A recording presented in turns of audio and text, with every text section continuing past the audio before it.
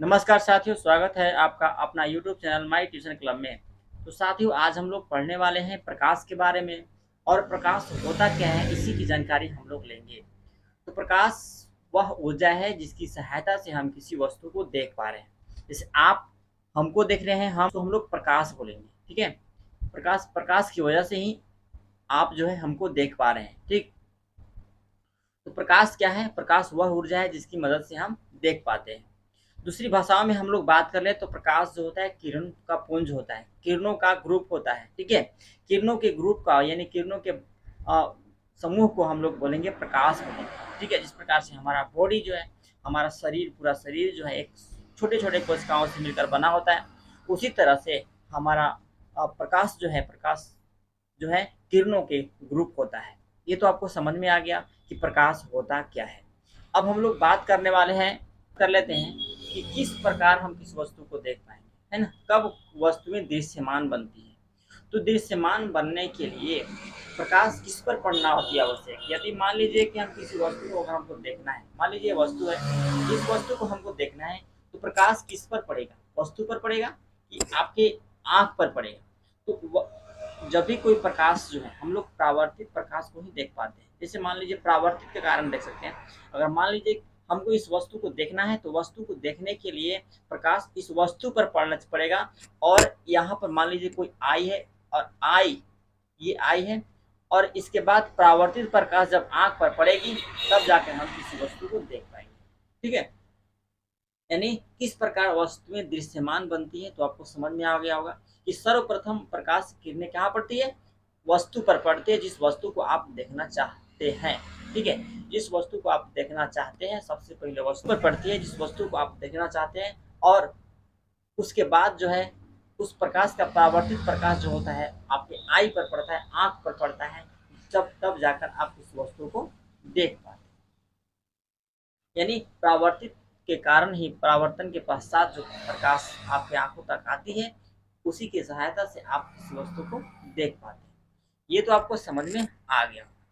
अब हम लोग बात कर लेते हैं कि प्रदीप्त वस्तुएं और अप्रदीप्त वस्तुएं की। कौन सी वस्तुएं को हम लोग प्रदीप्त वस्तु बोलेंगे और कौन सी वस्तु को हम लोग अप्रदीप्त वस्तुएं बोलेंगे। ठीक है, तो प्रदीप्त वस्तुएं और अप्रदीप्त वस्तुएं में हम लोग देखेंगे।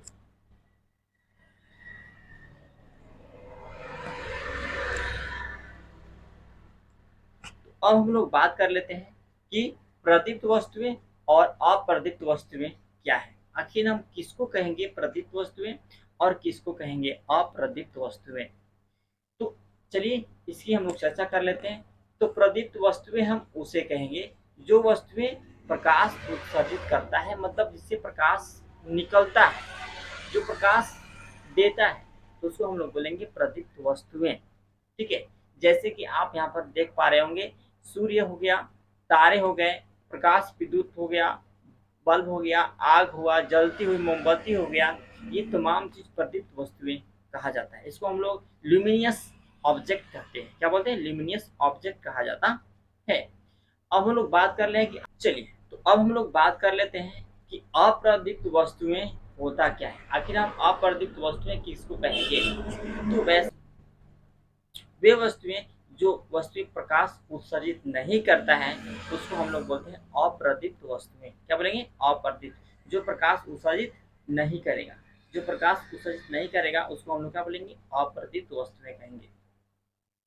जैसे कि आप यहाँ पर देख पा रहे होंगे, चंद्रमा क्या है? चंद्रमा है, और ग्रह है, लकड़ी है, पुस्तक है, मानव है, दर्पण है, ये सब जो है प्रकाश उत्सर्जित नहीं करता है, इसलिए इसको क्या बोला जाता है? इसको बोला जाता है अप्रदीप्त वस्तुएं, नॉन लुमिनियस ऑब्जेक्ट। ओके, ये तो आपको समझ में आ गया। अब हम लोग बात कर लेते हैं प्रकाश का परावर्तन होता क्या है, तो इसी के बारे में हम लोग चर्चा कर लेते हैं। तो यह है आपका प्रकाश का परावर्तन। अब प्रकाश का परावर्तन होता क्या है? तो जब प्रकाश की किरणें किसी वस्तु पर टकराती है, सपोज दैट ये आपका प्रकाश है, ये वस्तु है, ठीक है, क्या है? इस वस्तु है, यह वस्तु है, और इस वस्तु पर जब प्रकाश की किरणें क्या होती है? टकराती है। सपोज दैट यहाँ से प्रकाश आता है, ठीक, प्रकाश आया और आने के पश्चात या इसी दिशा में क्या हो गया, लौट गया, तो इसको हम लोग बोलेंगे प्रकाश का परावर्तन। ठीक है, क्या बोलेंगे इसको, प्रकाश का परावर्तन। मतलब कि यहाँ से ये प्रकाश आता है, ये प्रकाश आया और आने के दौरान ये इधर लौट गया, इसको हम लोग बोलेंगे प्रकाश का परावर्तन। तो समझ में आ गया, जब प्रकाश की किरणें किसी वस्तु को पड़ती है और पढ़ने के पश्चात वह उसी दिशा में लौट जाती है, तो उसको हम लोग प्रकाश का परावर्तन कहते हैं। अब हम लोग बात कर लेते हैं आपतित किरण और परावर्तित किरण के बारे में। तो चलिए, आपतित किरण, जैसे मान लीजिए कि कोई यहाँ पर कोई ऑब्जेक्ट रखा हुआ है, ठीक, ऑब्जेक्ट रखा हुआ है, इस ऑब्जेक्ट पर कोई प्रकाश किरण यहाँ पर आता है, ठीक है, आया, तो जो प्रकाश की किरण यहाँ पर आया उसी को हम लोग बोलते हैं क्या, आपतित किरण बोलेंगे। क्या बोलेंगे, आपतित किरण, इसको हम लोग बोलते हैं आपतित किरण। ठीक है, जो प्रकाश की किरण आया उसको हम लोग आपतित किरण बोलेंगे और आने के पश्चात यह इस दिशा में लौट गया, परावर्तित हो गया। ठीक है, तो इस जो ये आपको जो नीचे वाला रे दिखा रहा है, इसको हम लोग बोलेंगे परावर्तित किरण। ठीक, तो आपतित किरण समझ में आ गया, आया आया ये प्रकाश किरण आता है, इसको आपतित किरण, और आने के पश्चात यह लौट जाता है, इसको हम लोग बोलेंगे परावर्तित किरण। उम्मीद है समझ में आ गया।